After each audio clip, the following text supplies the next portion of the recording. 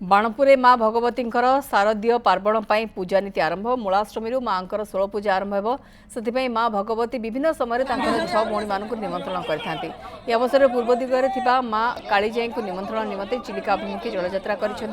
निमंत्रण कर माँ भगवती मंदिर को रास्तार फेरुवा बेले सामुद्रापुर गाँ और अंतरकियारी गाँ और माँ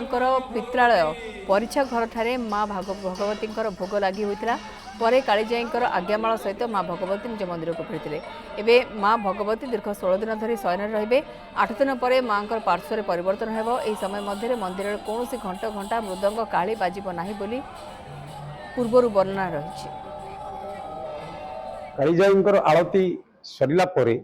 माँ आज्ञामाल करी गोटे आटिका देहरे से आज्ञामाल सह दीप धूप रखी माँ कालीजाई जयगान करी गंगा देवी जयगान करी नील चिलिका वक्षरे ताकू भसई दियंती से आज्ञामालटी आटिकारे भासी भासी भासी भासी रात्र रे आसुथिबा बेले एणे माँ भगवती नौविहार रे चिलिका मध्य रात्र रे परिभ्रमण करुथिबा काल रे पानी रे भासी आसुथिबा से आज्ञामाल को तोली धरी एक कलाकना रे ताकू बांधी सेवायत दंडसेना माने ताकू धरी साथी रे नै आसंती। ए वर्ष बहुत भल भाव दशहरा कार्य आरंभ हम ए मार वर्ष जगतजननी भगवती राज राजेश्वरी संसार से मालिकाणी अमृत वेला सारा संसार को चाहिए